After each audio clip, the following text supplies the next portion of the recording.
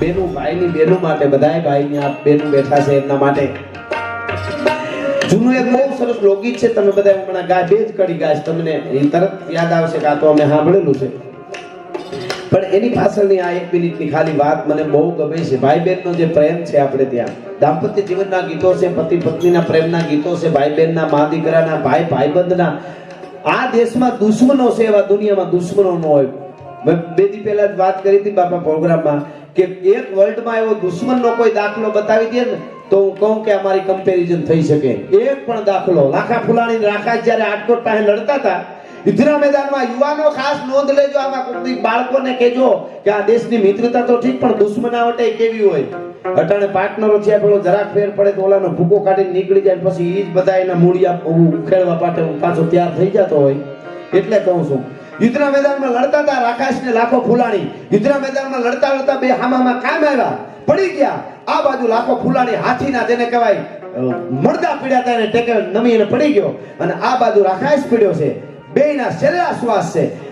લાખા ફુલાણીને ડાબે ખભે તલવાર મારી, જમણી પહાડીએ ઉતરી ગઈ. જમણે ખભે તલવાર લાગી, ડાબી પહાડીએ ઉતરી ગઈ છે. હાથીના મરદાને ટેકે બે આંખો ખુલી અને લાખા ફુલાણી પડેલા છેલ્લા શ્વાસ. હમણાં જીવ ગયો કે જાહે, જમને જીવને વાદ આલે હામો રાખાશ પડેલો, ઈ હલી હગે નહીં.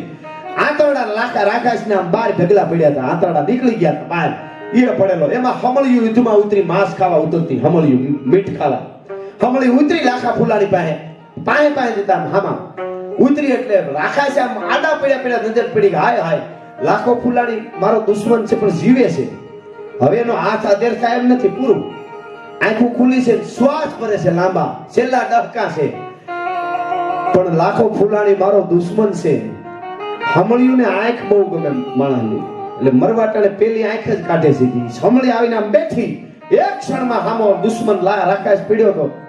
એને વિચાર કર્યો કે ભલે મારો દુશ્મન છે પણ અટાણે મારા હામું લડતો નથી, અને હું રાખાશ જીવતો હોઉં અને હમળી જો લાખા ફુલાણીને આંખ કાઢી લે તો મારી જનેતાનું ધાવણ લાજે. ભલા માણા મારી આંખની સામે હું દુશ્મનોની વાત કરું છું, દુશ્મનોની. અને એક હાથ જેવો તો આમ ઉપડ્યો, ઠૂઠું ભાંગેલું તરવારનું પીડ્યો, એનાથી ઠરડાક કરતો પગના હાથળમાં આમ મારી ઠૂઠું, એટલે માંસનો લૂંદો નીકળ્યો. એક હાથે આમ કરીને આમ ઘા કર્યો, એટલે ત્યાર લૂંદો માંસનો ભાળ્યો, એટલે આંખ બાજુ ન માર્યું મોઢું. હમણાં ઉપાડી લીધું, બીજી ઉતરી, બીજી હાથમાં આમ માર્યું, ત્યાંથી માંસનો લોસો કાઢીને ઘા કર્યો. ત્રીજી હમણી ઉતરી, આયા માર્યું, ત્યાંથી લોસો કરીને ઘા કર્યો. લાખા ફુલાણી છેલ્લા ડહતા ભરતો ભરતો કહેતો તો ગાય રાખાશ, મનમાં કહેતો હોય છે મારો દુશ્મન છો તું, પણ તારી જનેતાને કરોડ વંદન કરું છું. જન્મ દેવા વાળી જનેતા આસાન આવા દુશ્મન મને ભવો ભવ મળે. છેલ્લા શ્વાસ બંધ થયા, લાખા ફુલાણીની આંખ બંધ થઈ. જ્યાં સુધી દુશ્મનની આંખ બંધ ન થઈ ત્યાં સુધી દુશ્મને પોતાના શરીરમાંથી માંસ કાઢી અને સમળ્યુંને ખવડાવ્યા તો એની આંખ નો કાઢે. આવી દુશ્મનાવટની વાત દુનિયાની માલિપાર ક્યાંય હોય તો મને બતાવજો. એટલે આ દુશ્મનની વાત એમ ભાઈ બહેનની સરસ મને ફરમાઈશ આવી. પણ બીજું એવું હોય છે તો આગળ બહુ સરસ રાધાભાઈની ફરમાઈશ છે, ભાઈબંધીની વાત. પણ હજી આગળ સમય છે તમે બિલકુલ અહીં રહેવાના છે, એટલે બેનને પણ આપણે સાંભળશું. પણ મને આ એક ભાઈ બહેનની વાતની જે તરફ હું જાતો તો આ તો દુશ્મનની વાત છે. પણ હાથમ આઠમ આવી અને દીકરી હારે ગયેલી, ટૂંકમાં વાત કરું, અને 12 વર્ષ સુધી પિયરમાં દીકરી ગયેલી નહીં, અને બહુ દુઃખ એને એ વખતે હતું. હવે તો કોઈને દુઃખ છે જ નહીં. હમણાં એક માડી તો મારા સામે અફસોસ વ્યક્ત કરતા હતા. મને કે ગઢવી ભગવાનનો મારે એક ઠપકો દેવો છે. મેં કીધું હું ઠપકો દેવો માડી? ઈ તો કયો મને કે ભગવાને અમારા ઉપર આવું કેમ કર્યું? મેં કીધું કેવું કર્યું? ઈ તો કે મને કે અમે 50 થી 60 થી 65 વર્ષની જેટલી બેનું છે માવડીઓ, એના ઉપર જ ભગવાને આવું કેમ કર્યું? મેં કીધું પણ હું કર્યું? ઈ તો કયો? ઈ કે અમે અમારી વહુ જ્યારે પરણીને આવી, અમારી વહુ જ્યારે અમે જ્યારે પરણીને આવી, કે અમે વહુ થઈને આવી જ્યારે હાહરામાં, તો ઈ કે હાહુનો જમાનો હતો, અને હાહુએ અમને બહુ દુઃખ દીધા. અમને એમ થયું કાંઈ વાંધો નહીં, અમારો એક દી જમાનો આવશે, અમારે વહુ આવશે પરણીને તેથી ફૂકા કાઢશું.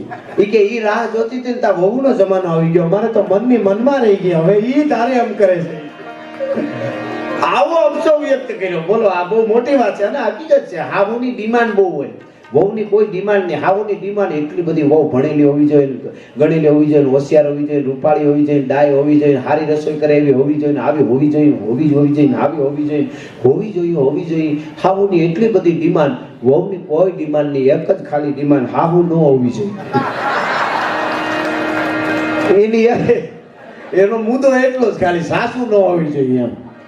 પણ આ તો અત્યારની વાત છે. પણ આ હાહુ બહુ દુખતી. હકીકતમાં આખો પરિવાર હાથે માઠીના ક્યાંક ઉત્સવમાં ગયેલા, એકલી બાઈ ઘરે છે, 12 વર્ષથી પિયર નથી ગઈ. બે જ કડી મારે છેલ્લે કેવી છે, પિયર નથી ગઈ અને સાણ વાહિદા કરે છે, પિયર ને યાદ કરે, રોતી જાય. એમાં રાવણ હતો વગાડતો એક માણસ આવી વખતે એક ગામથી બીજે ગામ, જે આપણી લોક સંસ્કૃતિને સાચવવા માટે જાતા હતા, તરગાળા ને બધાય, એને આપણું બહુ સાચવું છે. એ વગાડતો આવ્યો લોકગીતો, પણ બાઈને મોજના તોરા છૂટી ગયા. આહા, મારા પિયરમાં જ્યારે હું હતી ત્યારે આવા અમે રાહડા ગાત્યો હાથે માથે ઉપર, અને ઈ મને પિયર યાદ આવી ગયું, મારી બેનપણી યાદ આવી ગઈ, મારું ગામ, મારા ગામનો વડલો, ઈ ગુના. આહા, કેવું મને યાદ આવે, કેવા રાહડા ગાય છે. ભાઈને કીધું, ભાઈ રોકાઈ જાવ, તમને રોટલો ઘડી દઉં, તમે બહુ સારા લોકગીત ગાવશો. એને બપોરે રોક્યો, બે એકલી ઘરે હતી, 12 વર્ષથી પિયર ગયેલી નહીં, પણ ઓલા રાહડા ગાયા ને ગીતો, એને મજા આવી ગઈ. બેન ને રોટલો ઘડી ખવડાવ્યું, પછી ઊભો છે ત્યારે આમ કરીને આમ રાવણ હતો હાથમાં લીધો, તઈ નજર હરખી બાઈની પડી. જોયું તુંબડું જે રાવણ અથાનું હતું. એને કીધું, ભાઈ આ તુંબડું ક્યાંક જાણીતું એવું લાગે છે, ક્યાંથી લીધું?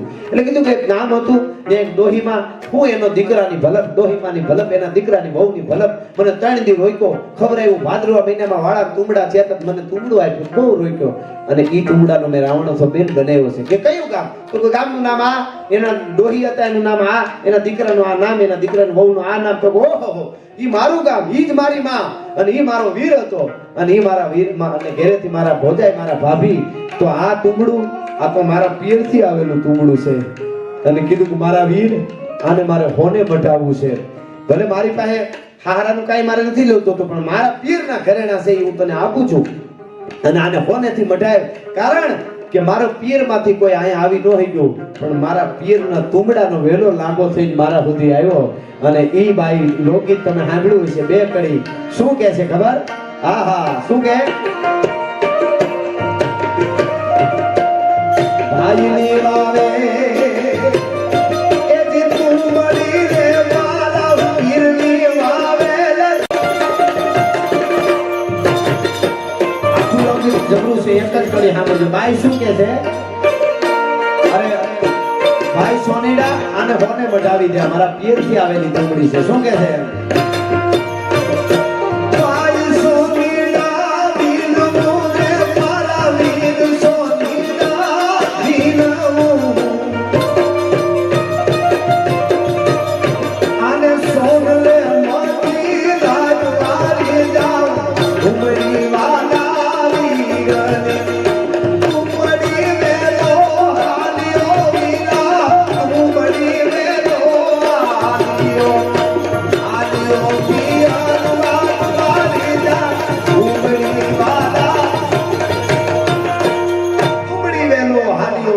તુંબડી વેલો હાલ્યો, મારા પિયરથી આવેલી આ તુંબડીનો વેલો છે, અને મારે હોને મટાવવો જોઈએ, હીરથી મટાવવો જોઈએ. એ આપણી પરંપરાની વાતો કલાકોની કલાકો સુધી થઈ શકે છે.